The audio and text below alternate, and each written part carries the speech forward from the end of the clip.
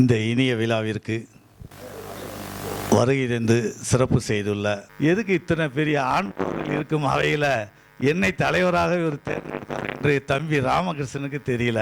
ஒருவேளை கூட்டு கலவையாக இருக்கட்டும், சிறியவர்கள் வயதில் மூத்தோராக இருக்கட்டும், வயதில் இளையவரையும் கலந்து ஒரு கலவையாக இந்த நிகழ்வை நடத்தணும்னு முடிவு செய்தாரான்னு தெரியல. ஏன்னா நான் குரலற்றவர்களின் இது நம்ம ஐயா பிகேஎம்முடைய சட்டமன்ற உரை குரலற்றவன் குரல் நூல் வெளியீட்டுலாக்கு வந்த அழைப்புதல் கொடுத்துருந்தாங்க. மிக சிறப்பாக செஞ்சுறாங்க. உண்மையிலே இந்த இனத்தில்ங்க மூக்கையா தேவரை பற்றி இதை நூல் பார்த்தீங்கன்னாக்க வெளியிடுறதுல தம்பியுடைய முயற்சி ரொம்ப முயற்சிங்க, கடினமான முயற்சி.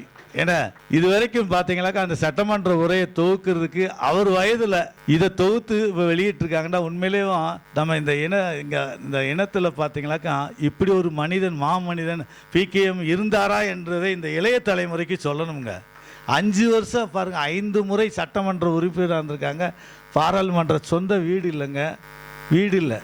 ஒரு முறை அந்த நூற்றாண்டு பார்த்தீங்கன்னாக்கா ரொம்ப உண்மையிலே காமராஜரை எவ்வளவு உயரத்துக்கு தொட்டிருக்காங்க, அதை விட உயரத்தில் வைக்க வேண்டிய பிகேஎம் இல்லைங்க, வைக்கலை. இந்த அரசியல் பாருங்க, ரயிலில் போய்கிட்டு இருக்காருங்க, உறவினருங்க 40 ரூபா கேட்குறாங்க, செயினை பிடிச்சி இழுத்துருவேண்டு. இதெல்லாம் இந்த இளைய தலைமுறைக்கு நீங்கள் பதிவு செய்யணுங்க. நம்ம வரலாறை படிக்காத இனம் வாழாதுங்க, வீழுங்க. இந்த இளைய தலைமுறைக்கு நீங்கள் நம்ம இந்த இனத்திற்கு இளைய தலைமுறைக்கு நீங்கள் இந்த வரலாற்றையெல்லாம் என்ன சொல்லுங்க போதிக்கணும், சொல்லிக் கொடுக்குற இந்த புத்தகங்களை வாங்கி இல்லந்தோறும் வச்சிருக்கணுங்க. முக்கிய பிகேஎம் பற்றி இல்லந்தோறும் இருக்கிற இளைய தலைமுறையில் படிக்காததாங்க இன்னைக்கு இருக்கிற இளைய தலைமுறை விஜய் அஜித்னு போகிறாங்க. பிகேஎம் இப்படிப்பட்ட ஒரு எளிய மாமனிதன் எப்படி இருந்து அப்போ 40 ரூபா இல்லைங்க. நம்ம சொல்கிறோம் காமராஜர் இறக்கும்போது 60 ரூபா 65 ரூபா பையில் இருந்துச்சு, 10 வேசி சட்டை இருந்துச்சுன்னு சொல்கிறோங்க. இவர்கிட்ட 40 ரூபா கூட இல்லைங்க. சட்டமன்ற ரயிலில் போயிருக்காங்க, உறவினர் செயினை பிடிச்சி அதில் எல்லாம் அந்த புக்கில் எழுதியிருக்கா வருதுங்க. ஆண்டு மலரில் செயினை பிடிச்சி இழுத்து நிறுத்த போகிறேன்னு சொல்கிறாருங்க. பாருங்க, ஒரு சட்டமன்ற உறுப்பினர் பையில் 40 ரூபா கூட இல்லைங்க. 40 ரூபா அங்கே இருக்கிறவங்ககிட்ட எல்லாம் வசூல் செய்து அந்த 40 ரூபாய் என்ன அதில் இவர் ஐயா இருந்திருக்காருன்றாங்க. பாருங்க, உண்மையில அவர் கூட இருந்தவருங்க.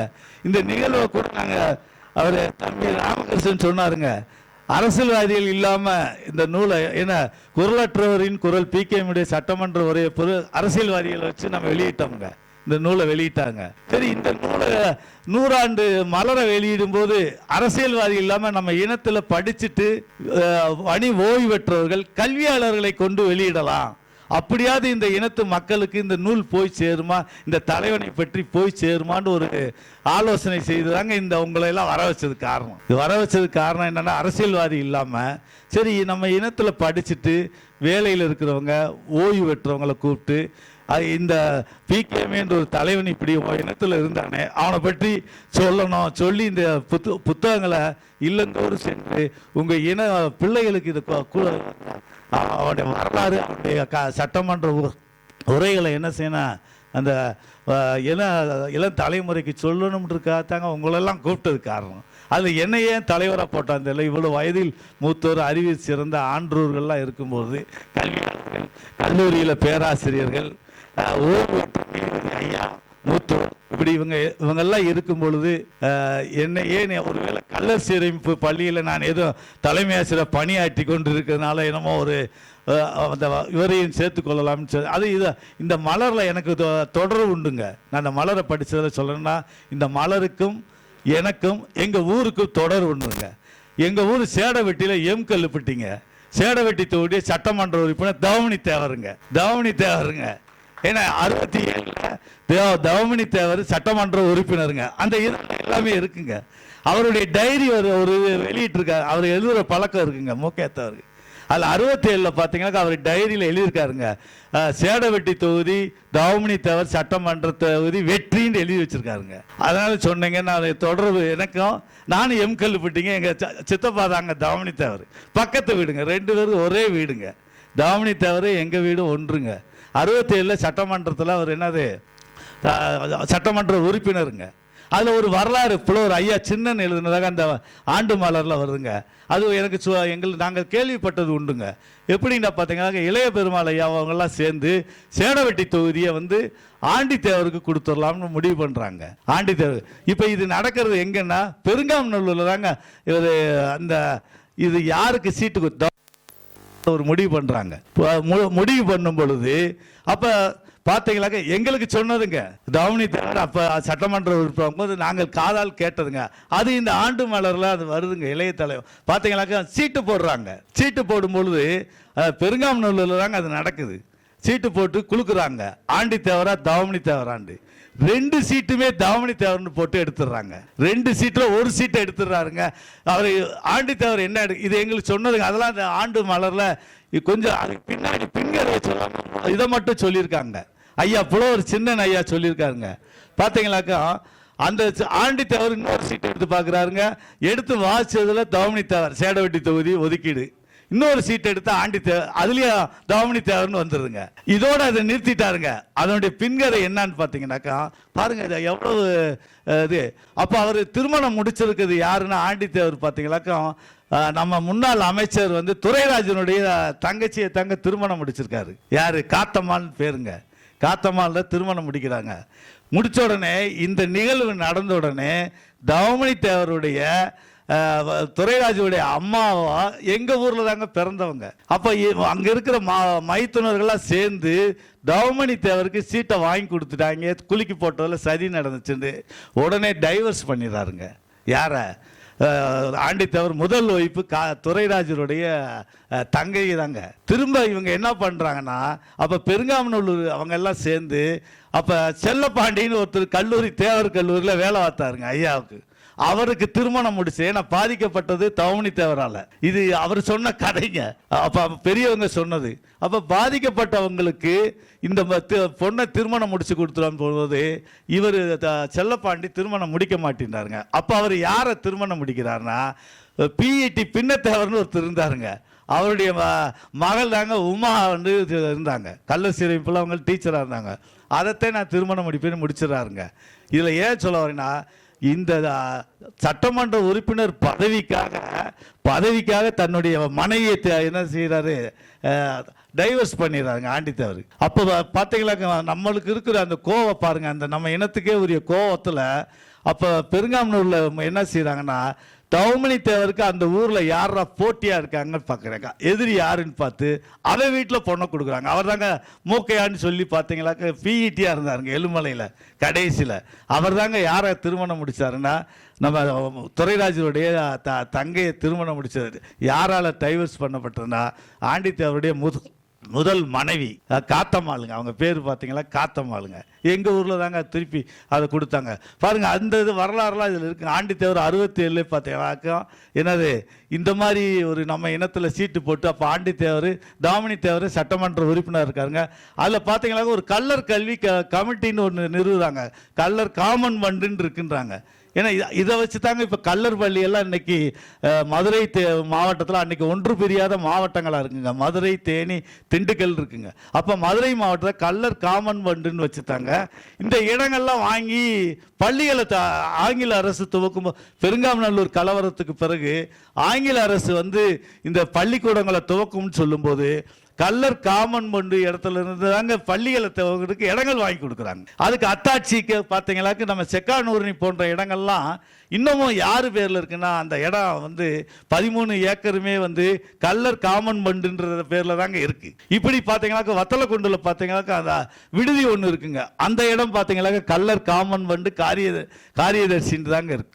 இன்னமும் இது வந்து இப்போ மாதிரிலாம் கவர்னர் பேருக்கு பதிஞ்சு கொடுக்கல, டெப்டி கலெக்டர் பேருக்கு பதிஞ்சு கொடுக்கலங்க. அப்போ கல்லர் பள்ளிகளுக்கும் கல்லர் காமன் ஃபண்டுலேருந்து கொடுங்க. அப்போ காமன் ஃபண்டுன்றது இவங்க இந்த இனத்திலிருந்து என்னது பணங்களை சேர்த்து ஒரு சொசைட்டி மாதிரி ஃபார்ம் பண்ணியிருக்காங்க. அதுக்கு பிறகுதாங்க இது சரியா செயல்பாட்டுக்கு வரலன்னு கல்லர் கல்வி கழகத்தோடு இணைக்கப்பட்டதுன்னு இதெல்லாம் வருதுங்க. அப்போ இந்த மாதிரி இதெல்லாம் எதுக்கு சொல்ல வரங்கன்னா, அப்போ பெரியோர்களை நம்ம இனத்தினுடைய வரலாறை இன்னைக்கு இருக்கிற இளைய தலைமுறைக்கு நீங்கள் கடத்தலைன்னா உங்கள் இனம் அழிந்து விடும். உங்கள் இனம் என்ன செஞ்சால் அழிந்துடும்.